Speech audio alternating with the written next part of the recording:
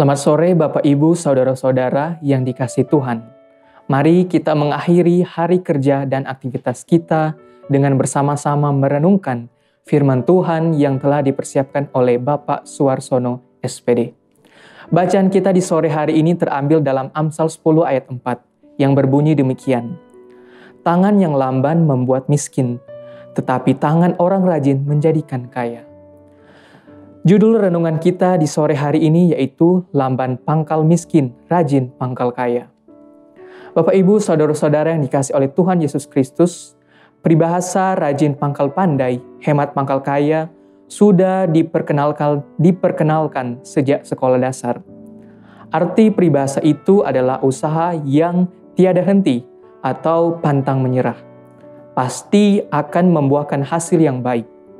Namun dalam Amsal 10 ayat 4 ini kita melihat implikasi yang berbeda, yaitu lamban maka miskin dan jika rajin maka kita akan kaya. Lamban dan rajin menunjukkan pola pekerjaan, tangan atau usaha dari seseorang. Kelambanan bukan satu-satunya penyebab kemiskinan.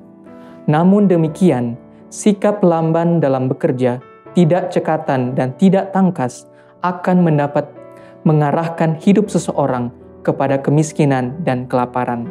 Terdapat juga dalam Amsal 19 ayat 15.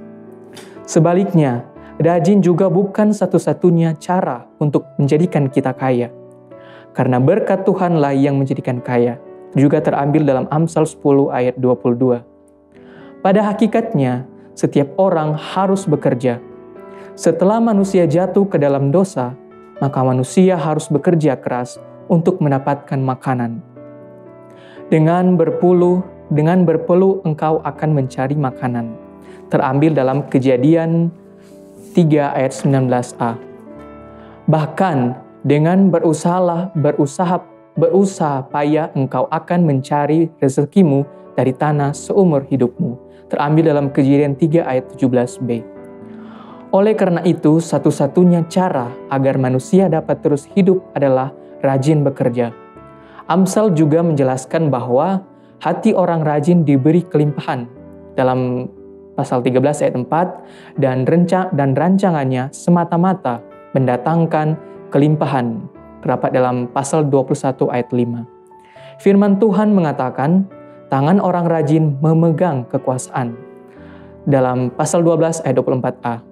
Dan akan memperoleh harta yang berharga di ayatnya yang ke-27.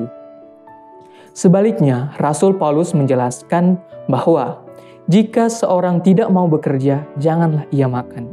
Terdapat dalam 2 Tesalonika 3 ayat 10b. Sebagai Sivitas Akademika Universitas Kristen Satyawacana yang diberi kesempatan untuk bekerja di ladang Tuhan, maka seharusnya kita bersyukur dan mewujudkan syukur itu dengan sikap rajin bekerja. Dengan demikian, kita akan bertumbuh dalam kasih, karunia, dan dalam pengenalan yang benar akan Tuhan Yesus Kristus, Juru Selamat kita. Dan kita bisa merasakan bahwa Allah turut bekerja bersama kita untuk mendatangkan kebaikan bagi semua orang. Sebagai refleksi kita di sore hari ini untuk mengakhiri aktivitas kerja kita, bahwa bekerja dengan rajin dan tekun bukan untuk mengejar kekayaan, tapi untuk bersyukur dan melayani di lembaga kita yang tercinta. Marilah kita berdoa. Ya Tuhan, tolong tangan kami agar tekun bekerja demi kemuliaan nama Tuhan. Amin.